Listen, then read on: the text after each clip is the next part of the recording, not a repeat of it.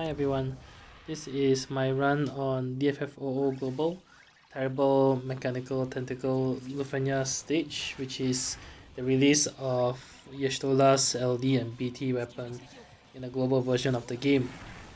And as always, I will be including a timestamp in the video description that you can use to skip ahead to the section that you are interested in. I've also sped up the battle a little bit because it is quite a lengthy video, but I will slow down during the critical parts of the fight. This run is a Vincent non-synergy no burst mode run, and the party members that I used is Paladin Cecile, Vincent, and Gladiolus.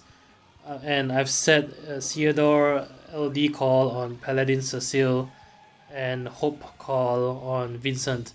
And the calls are quite important here. Hope's call is mainly to extend Gladio's blink buff from his LD, and Theodore's LD call actually heals 4 people, Theodore himself and the 3 people in the party, which means that if you set Theodore LD call, you can increase the Lufenia orb count by a total of 20, which really helps because this party really lacks in big AoE heals, and the only heal that will increase the Lufenia orb counter otherwise would be Paladin Cecile's LD. So the start of the fight is all about setup. I used Gladius Tempest and immediately go into his LD on the second turn. Very importantly for Gladio, I removed his speed passive to make him as low as possible, and that is to enable him to counter for as long as possible while he's in the field. With Vincent, I go his S1 into his LD, and for Vincent it's actually quite important to try and conserve his S2 because the attack down debuff will be very important in the later parts of the fight when you do not have the protection from Gladio's counters. And Paladin Cecile, I went LD straight away on his first turn to activate his overhead buff, and then I went into his free additional ability to enchant the party with Holy, and I also play a little bit more conservative with Paladin Cecile. I find that if Gladio is battering the party, Vincent and Paladin Cecile can actually do very good damage with just their HP++ attacks.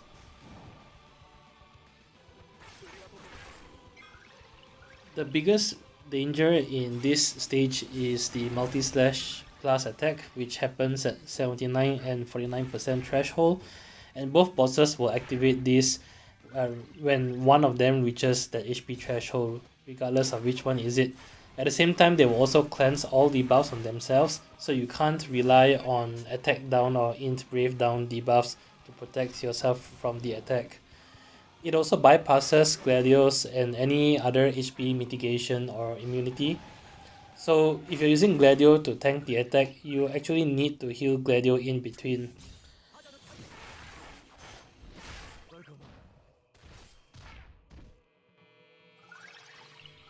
Okay, I slowed down the video a bit because we are about to hit the 79% HP threshold. Ideally, if you're using Gladio to tank, you want to actually bring them to the 79 and 49% threshold through Gladio's counter, because if you do it that way, you have a higher chance of sandwiching your character's turns in between the 2 multi-slash attacks. Unfortunately though, I didn't manage to do it here, but if you look at the turn order, I did manage to squeeze in Vincent's turn before both bosses. And here, if you look at the turn order very closely, Paladin Cecile's S2 has high turn rate, and what you can try to do is to move his turn up to sandwich between the 2 bosses using his S2, as I've done here. If you're not able to fit in either Gladio or Paladin Cecile's turn in between, it is a run ender because 2 multi-slash plus attacks will kill off Gladio, and you will need to reset your fight. So there is a little bit of luck involved, but you can try to maximize your chances by using high turn rate attacks such as Paladin Cecil's S2, and also trying to bring them to the HP threshold through Gladio's counter.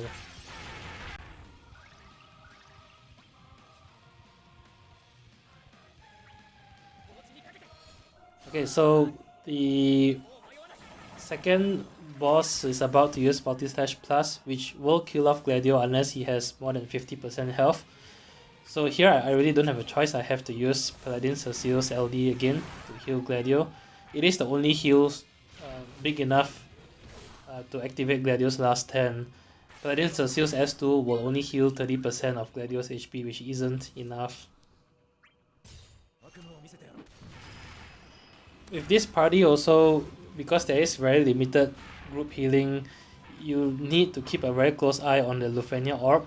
It is a little bit tight, and the idea is to only use the LD or the Theodore LD call when they give you the full 15 and 20 count. So Paladin Cecil's LD will increase the count by 15, and Theodore LD call will increase the count by 20. One quick note though that Paladin Cecil support is very important in this fight. I tried with other support units, but the issue with this party is that I'm really lacking in group AoE heals that will increase the Lufenia Orb counter. So that's why I use Paladin Cecil support, because he can actually help me increase the counter through spamming his LD as well.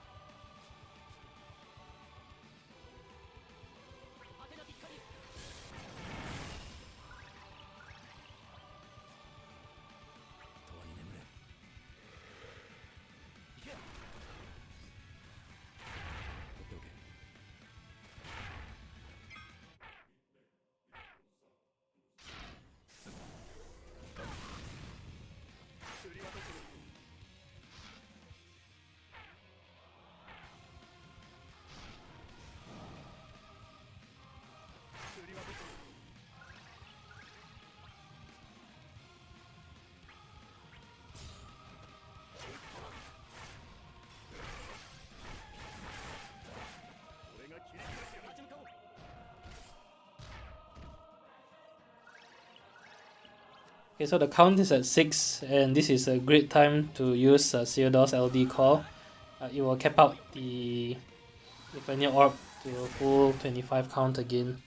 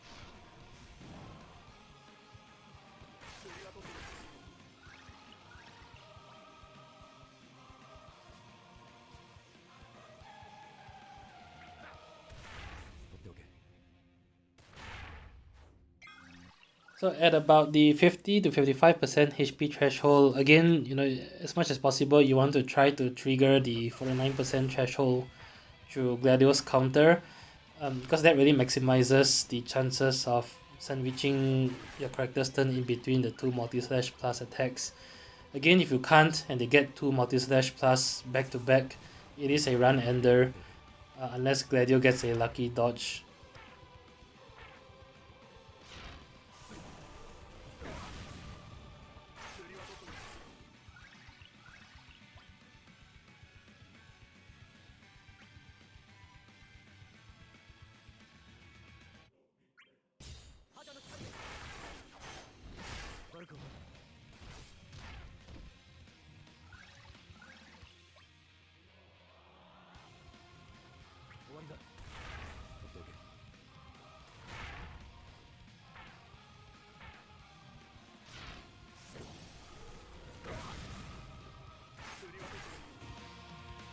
Okay, so here is the 49% HP threshold, so I slow down the battle speed to regular again.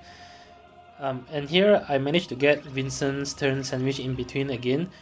It is actually not enough because even if you use Hope's LD call, it's not a big enough heal.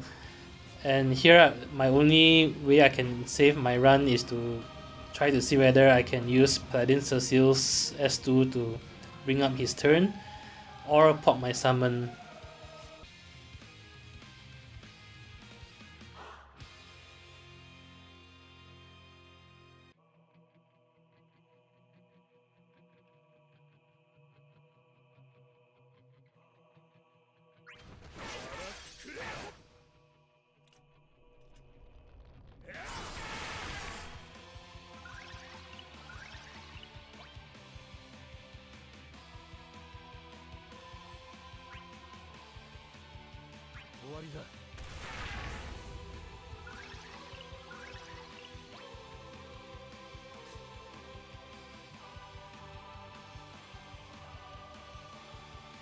Alright, so here I'm about to take the first multi-slash plus attack.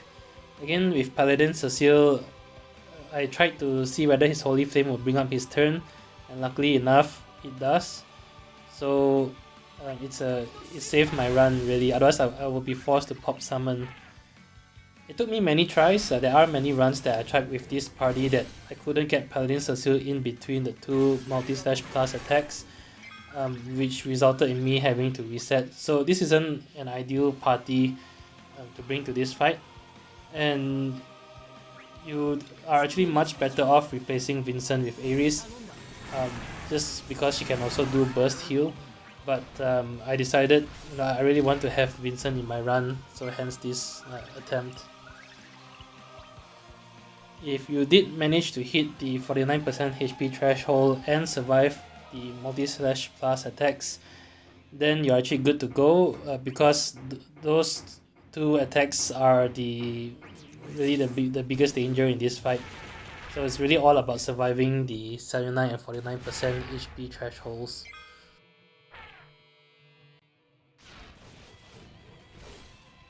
So once you're past that point, the next step that I did is to wait until the Lufenia orb count is relatively low, so maybe about 5 to 7 count or so.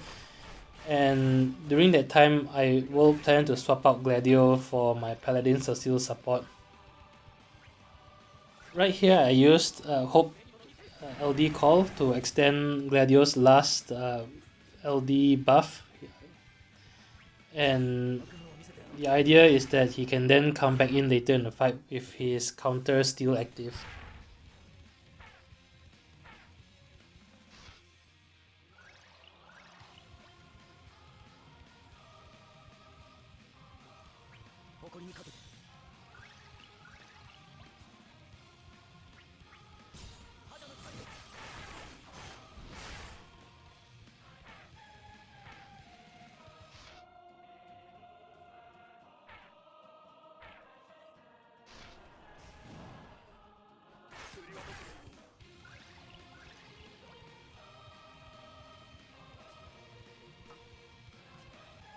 Okay, so the Lufenia orb is getting quite low, and if you look at the turn bar here, Gladio's turn is coming up next, and he otherwise wouldn't get a turn for quite some time left, by which time the orb will expire. So this is the one and only time to swap him out for the Paladin Cecile support. And then I go burst before I enter summon mode.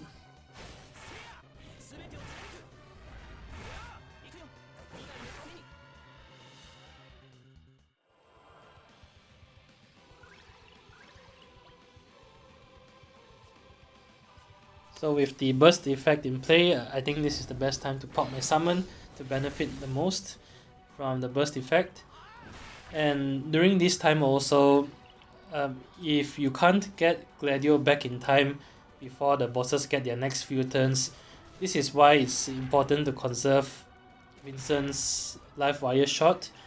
The idea is that during this time when Gladio isn't in the field, you try to protect yourself by debuffing the bosses with Vincent's attack down. so that they don't do a lot of damage in their attacks.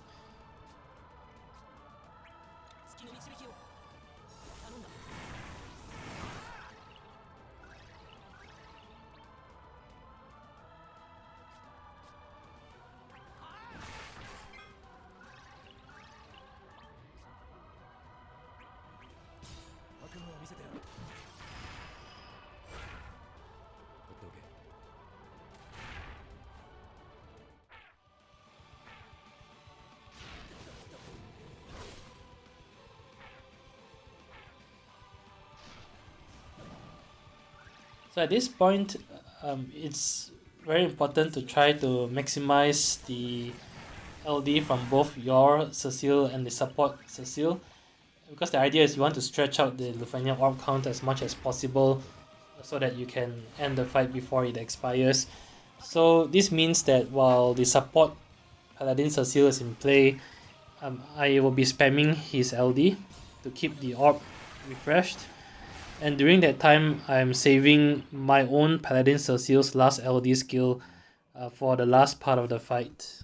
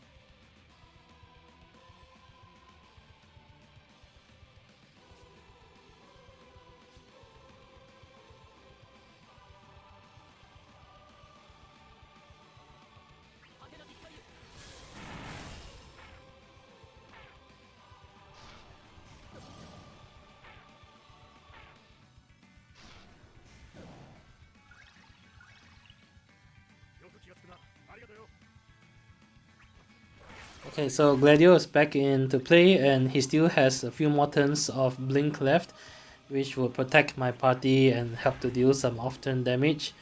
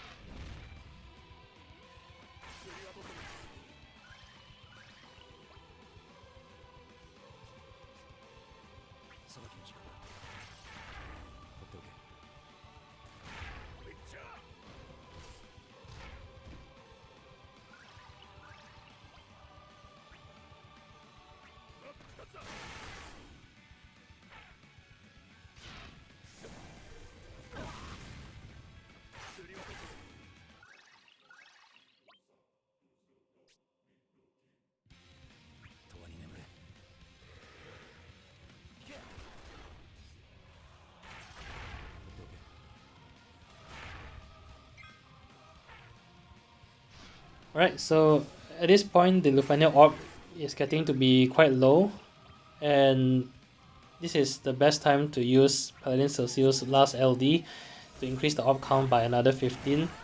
And this is the last time I'll be able to increase the orb count, so I do need to finish off the bosses before the orb expires here.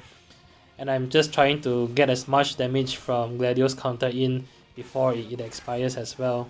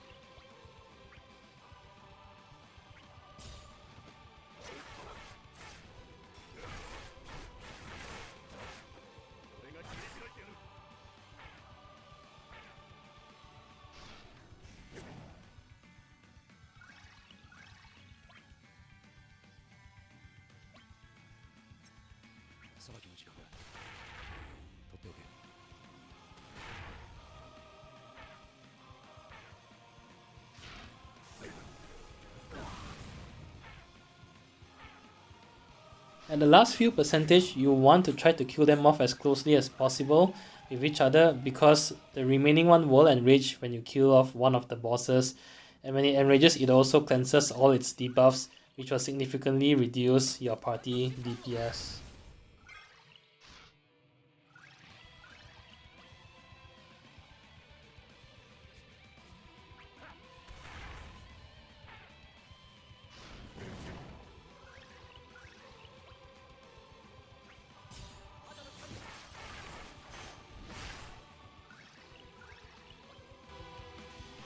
So that's it.